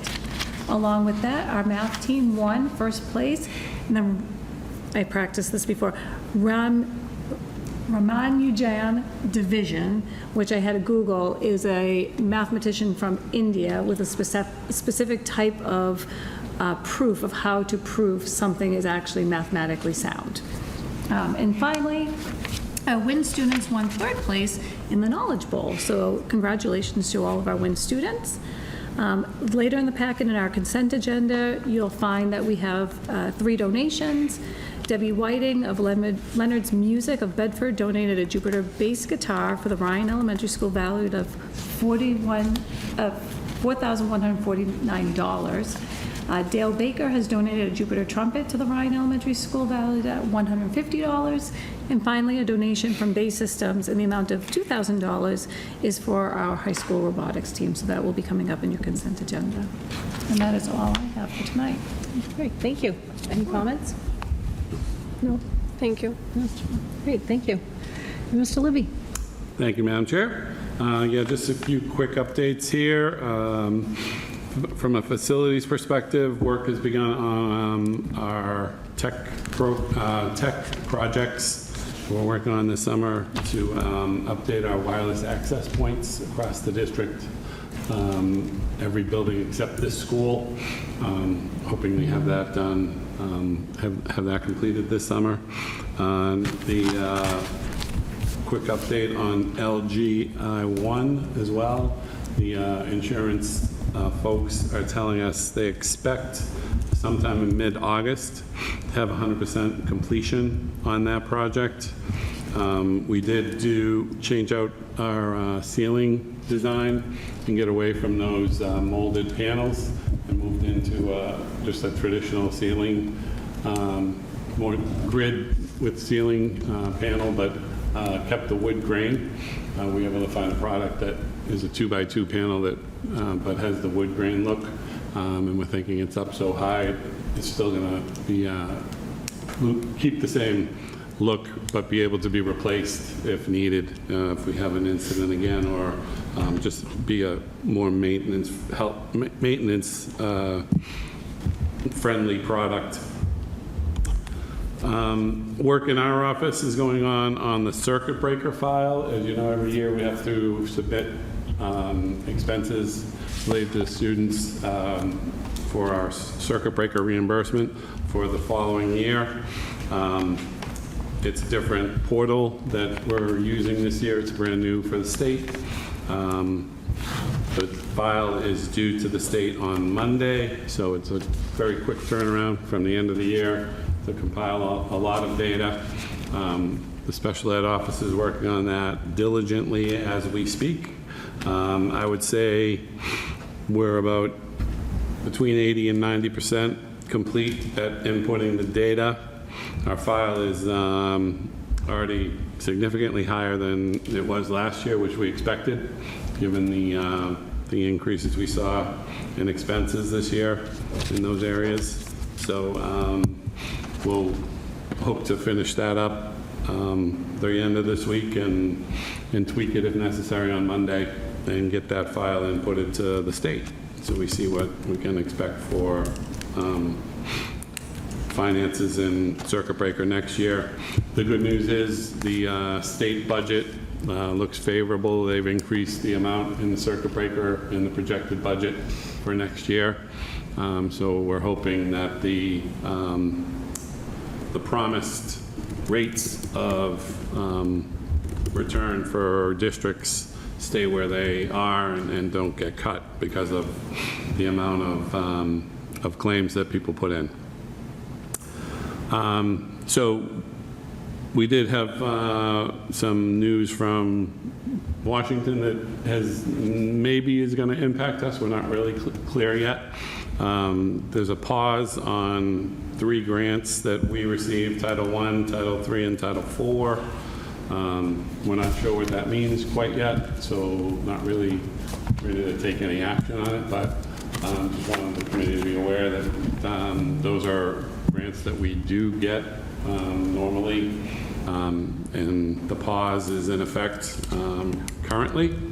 So we're in kind of wait and see mode to see if those get released anytime soon, and we can move on with our planning on those grants. Title I, which is the biggest piece that we get of that pie, was said to be released. So that's the good news on that front, and we'll wait and see what happens with the others. Which, Dave, I think you said 1, 3, and 4 versus 2, 3, and 4. Did I say 1, 3? Yeah. Yeah. Sorry. 2, 3, and 4. 2, 3, and 4. Look like they might have. Thank you. Sorry about that.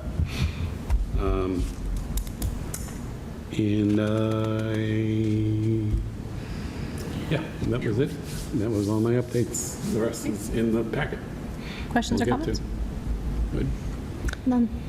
Are we concerned about those grants then? Like contingent, we have contingencies, we need to scramble, like what happens? I will say on some,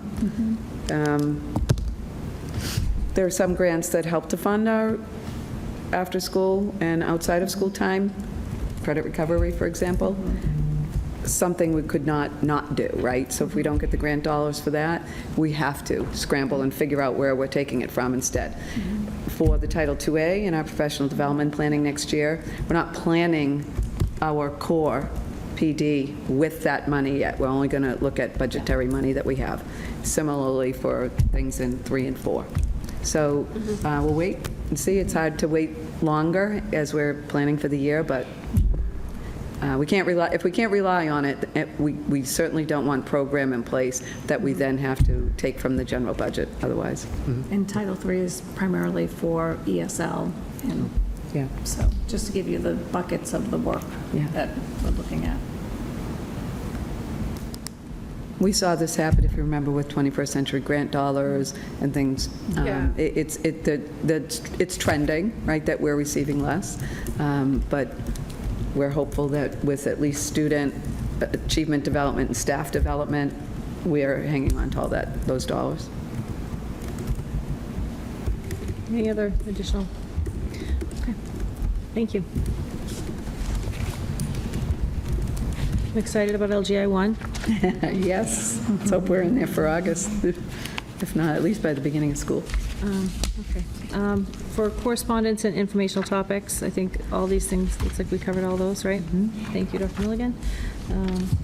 Consent agenda, were there any additional comments regarding anything in the consent agenda? Committee? No. All right, any, want to take a motion? I'll make a on that? motion to approve the consent agenda. I'll second. Okay, a motion by Mrs. Anderson, a second by Mrs. Biagioni Smith. All in favor, please say aye. Aye. Great. Okay, and school committee matters of interest. Oh, member report, sorry. Starting with CPAC. So Katie and I attended the last meeting of the school year in June.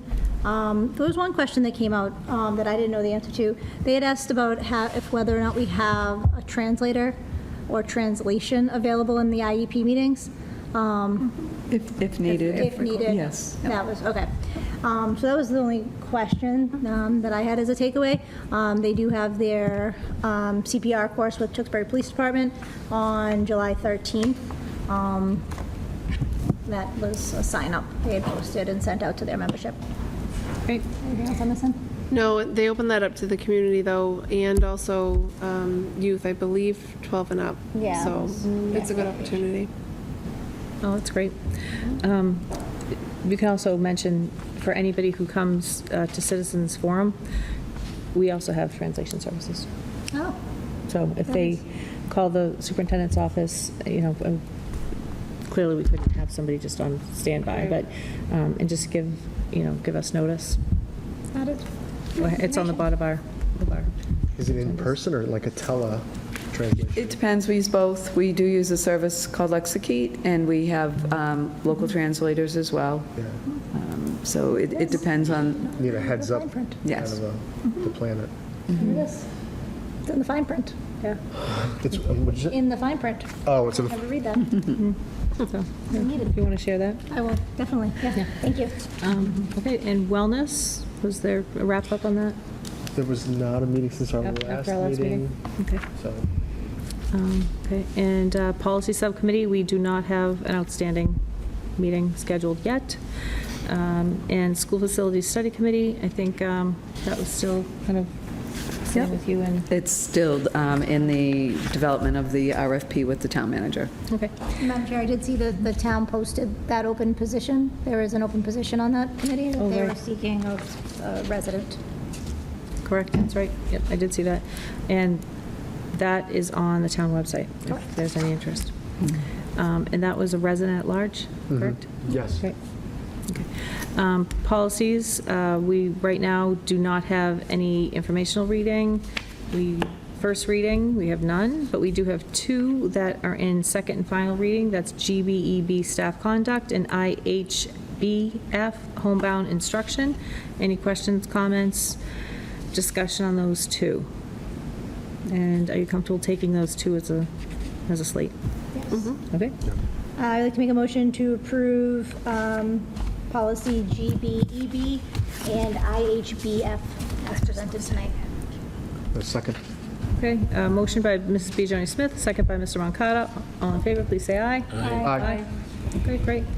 And old business for enrollment update. Sure, Madam Chair. I will give you, this is informational only, but the updated numbers as of the last day of school are in your packet. I wanted to give you a little positive information. We ended the school year with a total of 3,239 students, which was 20 additional students from our October SIMS official numbers, when we were at 3,219 students. So that's going in the positive direction, I would say. And then what this does is gives you the final snapshot of our class sizes as well. Just for your edification here, the high school is red because even though we pulled these numbers in June, that those students were already out of our high school. So it just notes that they were no longer in our schools, but that was our final number for our graduating class. In August, potentially we'll be able to give you a prediction of where we are with the numbers. We do see a lot of movement in August, so just, bear with us. If we show you numbers in August, it very well could look different in September. Great. And especially at the younger grade levels. That's when we see every year, traditionally, an influx or moving in or out. Those that were coming or not, those that moved in that have enrolled late. But we'll continue to update you. Okay, great. Thank you so much. Sure. So, yeah. Any questions on enrollment? Do you have any guess on the incoming freshman class size? Or you just won't know? Yes, we do know. Again, we are also seeing that movement in students that said they were going out of, Tewksbury Mall High School somewhere else, coming back. So we need to give that a little bit of time. But, I'm going to say that, we are usually roughly 100 students less based on private and Shawshing Tech, and that was where we were trending, but again, I'll give you more accurate detail in August. Okay, thank you. We must have date that we have to be notified, like, a decision has to be made, right? A decision has to be made, a decision is made in April, Yeah, but, things change. and while a student may have been accepted into one school other than the high school, they may have changed their mind even over the summer, so we welcome and educate all. Yeah, We're always open. right. Right, but there's a certain date in October that if they move back past Yeah. that date, that we don't get the funding. The money for them. follows Yeah. the student, and, yes, it's October 1st. That's when all the numbers, that's why the Sims numbers are finalized at that time, yeah. Student information management system numbers, yeah. Okay. And then if you want to carry on with the quarter four. And I will pass the baton off to Mr. Libby. Sure. So this is our, I'd call it 99% end-of-year report. We still have a few minor tweaks we'll make to FY '25. We leave the fiscal year open about halfway through July. We still have one more day of payroll for some people in our salary area. It's covered in our encumbrance. If you look on our the last page of the quarterly report by cost center that I have up on the screen there, this encumbrance column is what we know about and expect to receive in payout in salary and any operating expenses that we have purchase orders out for, and we just haven't received the bill yet. Things like transportation, some maintenance that work that, might not be quite finished yet, we haven't got a bill for. Few tuition invoices, maybe some special ed services, things like that, where we would have an encumbrance still outstanding. And when those bills come in, those encumbrances will go down and our expenditures will go up. But we expect to be somewhere in this ballpark at the end of the year. I always try to get lower than that and use up every dollar we have. So, I was going to say, I thought last year was like $305 or something. Yeah. we're shooting for under 100 this year. See what we can do. Even better. But sometimes we get surprise bills that somebody forgot that they hadn't invoiced us, or they got a service that they hadn't, let us know about in the business office from a school. So surprises happen. We often turn to our revolving accounts if they're appropriate, or a grant if we can find an appropriate alternate source of payment. We'll use those. But we're working with the town now to close out the books and get that number as close to zero as we can at the end of the final closeout. And I also included the memo on the next page of your packet regarding circuit breaker. It's one thing I noticed when I was looking at the cost centers was that the special education cost center was showing a surplus, and we've been pretty vocal about our special ed cost increases this year. So we shut down a lot of expenses and moved them into the circuit breaker revolving account. So I think to show the whole picture of how those expenses increased, I wanted to get this into the packet and into the agenda here, just so that special ed number wasn't standing alone down the road, and somebody could come back and say, what do you mean your special ed problem is, you left money on the table last year? So I wanted to get the whole picture kind of shown, that we expended 2.8 million more in circuit breaker than we had planned to. So that, along with, we had transferred 750,000 into some special ed accounts during the year.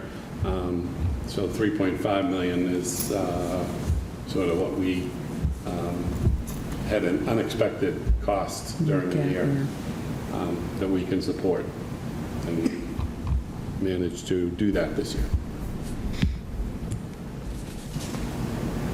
And that's pretty much it for the quarterly report. If you have any questions, be happy to answer them. Any questions? Just one, I'm sorry. It was, I think in the budget line item was related to substitutes, it's like significantly over budget. Was there something that was unexpected? I know that short-term, I think it was short-term, it was in the beginning. I will find it. Yeah, I actually do need to address that. We've had more luck finding substitutes than we used to have. We've increased the rate that we pay for subs. So we're just having better luck filling those slots. I think the software we're using is helping. The Frontline is a better product to fill those seats. So I think it's a combination of the increased rate and a better fulfillment rate across the board. Yeah, I will also add that we've seen a trend in more long-term leaves, whether it's maternity or FMLA. We have certainly seen a trend in that. Intermittent FMLA, not something we were typically seeing before, where, and that stretches out over a calendar year. But, and so we will have to adjust the amount we're budgeting for substitutes moving forward. But we're happy to be competitive with the rate and get the subs we need. Right. We're just needing them more often as well. Right, yeah. It was 23-25, Dave, just to mention that. Yeah. 23-25. Did we adjust the budget for the 2025-2026 school year? I'm not sure. I'll have to look Okay. and see that. But I remember it was the same last year. I think I thought it was maybe a fluke. but Yeah. I don't think it's a fluke. Yeah, 2 years in a row, yeah. It's a trend, yeah. Thank you. Appreciate it. And Dave, with the special education money, I know most of the money if we have a surplus, we typically have that go back to the town and go back to the pool money and then, but with the special education, does that money, can that carry over in some way for The students? circuit breaker money Yeah. is a revolving account. So That goes to our. that automatically rolls over every year. And then, have you had any luck with transportation vans pricing? We haven't. We were on the list with the LRTA to get, to see their vehicles that they're retiring. And they've had 2 auctions in the past, probably 6 months, but they weren't in great shape. So our maintenance guys went and checked them out, and they weren't anything we wanted to get for our guys, our kiddos. So,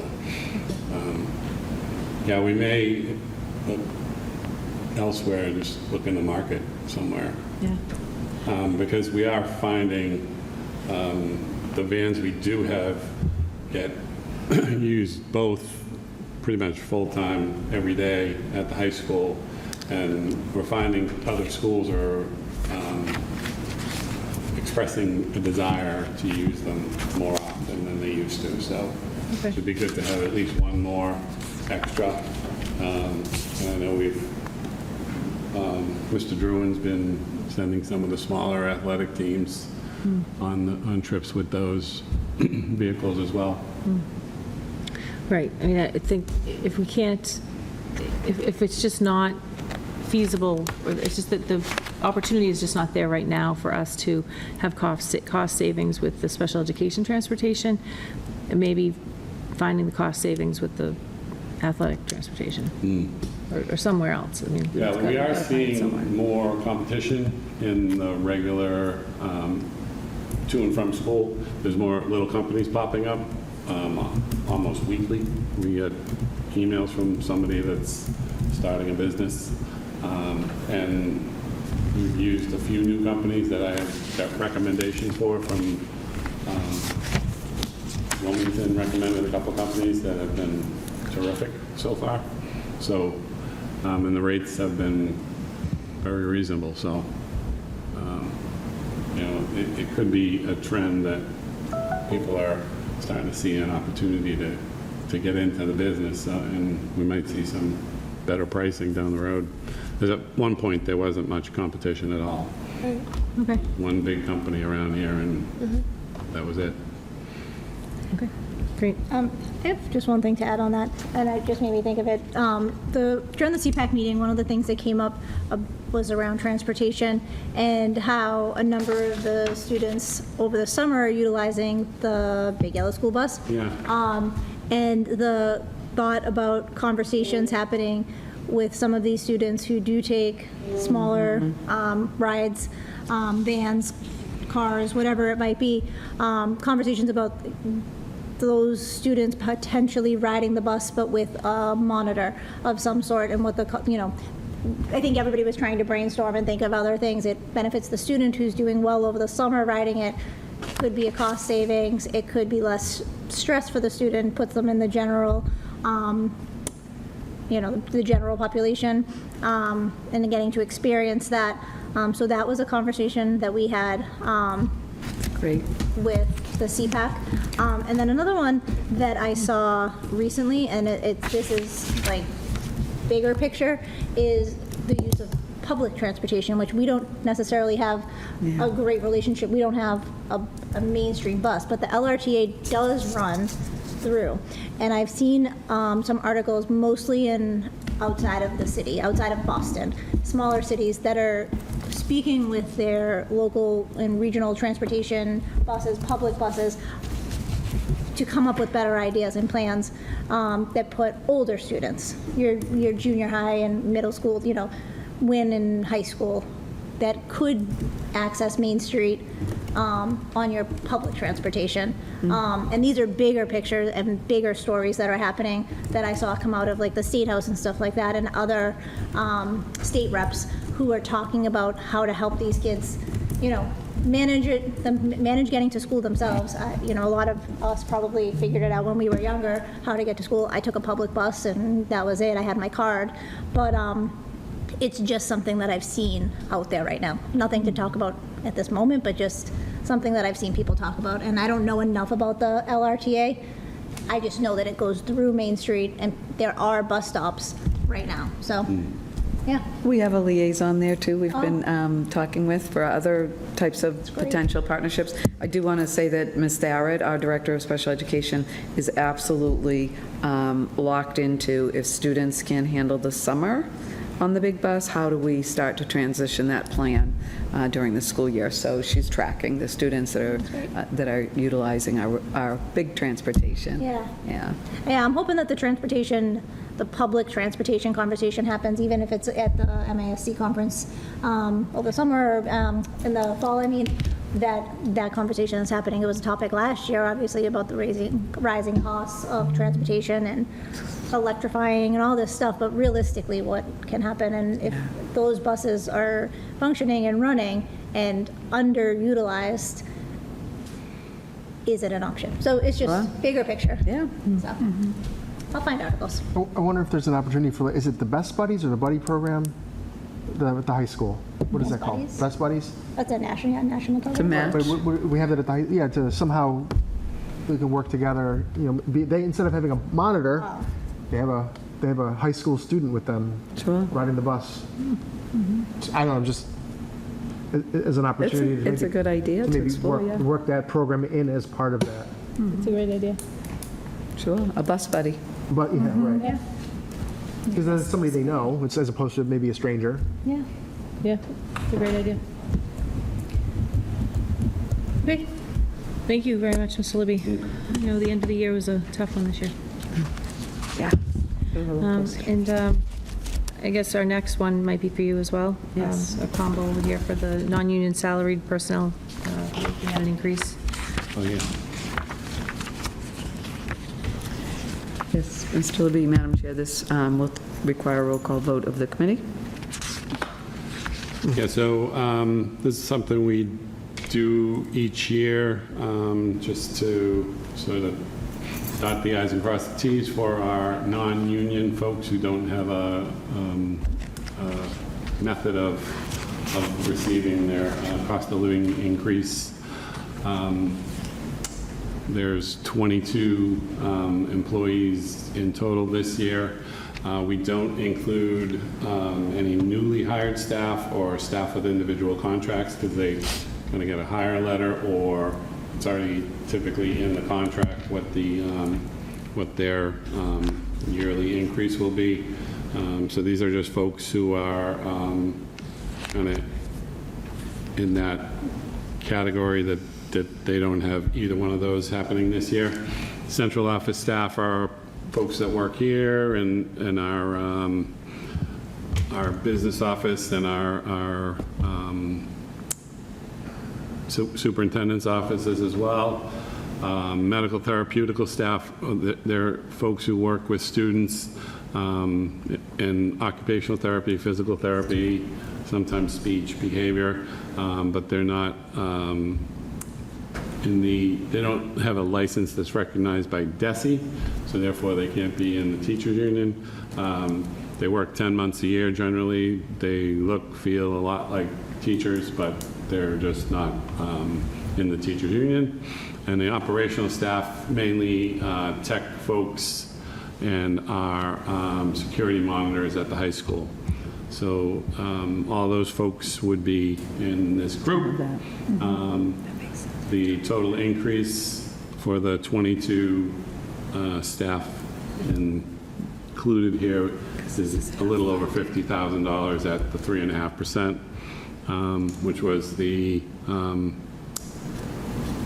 increase given to most of our bargaining units going into FY26. Okay.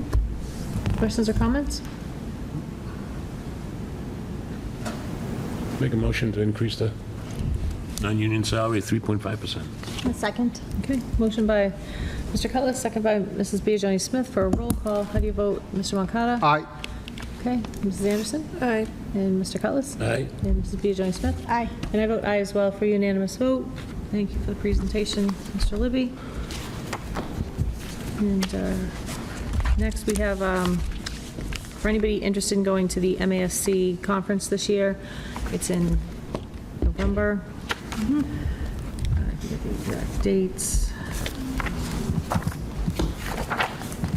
It'll be November 12th to the 15th.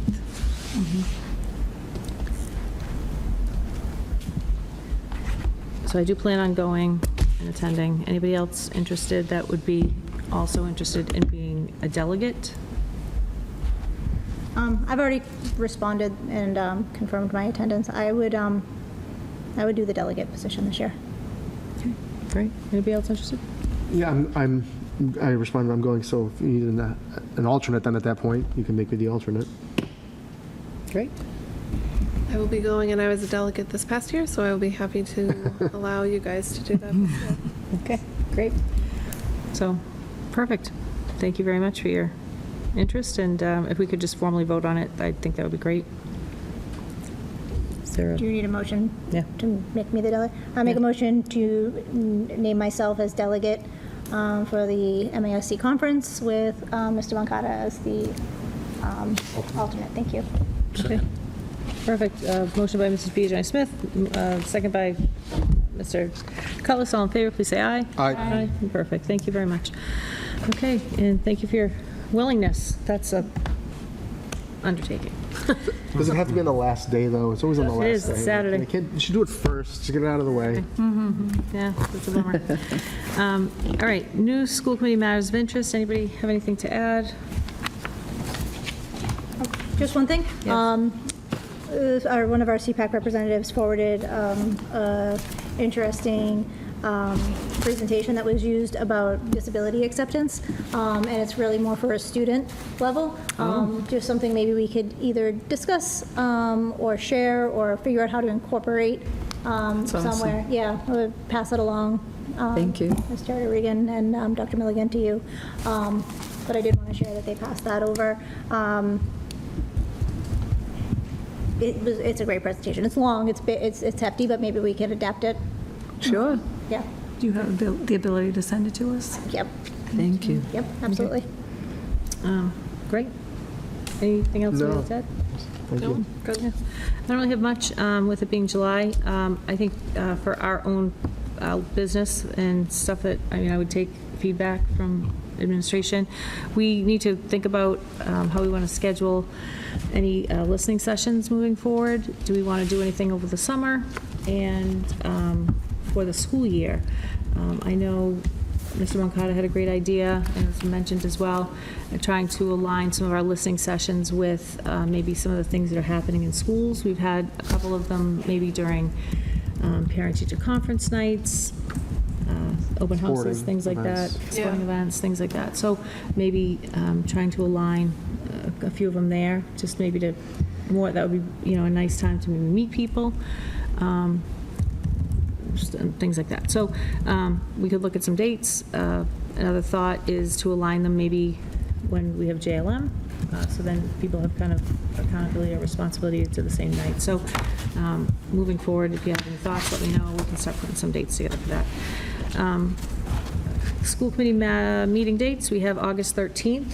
Will be the school committee and admin retreat workshop. Then we also will tag on to that, probably a little meeting prior to that. We'll have our goals workshop at the same time prior to going into that retreat. So it'll all be in the same day, and that's on August 13th. Locations to be determined. Let's see what the high school looks like, I guess, right? And then future subcommittee and advisory committee meeting dates. We don't have any for the CPAC wellness policy or CPAC will be the third Thursday, almost the third Thursday of every month. I can have them Yeah, send there was it only to- one.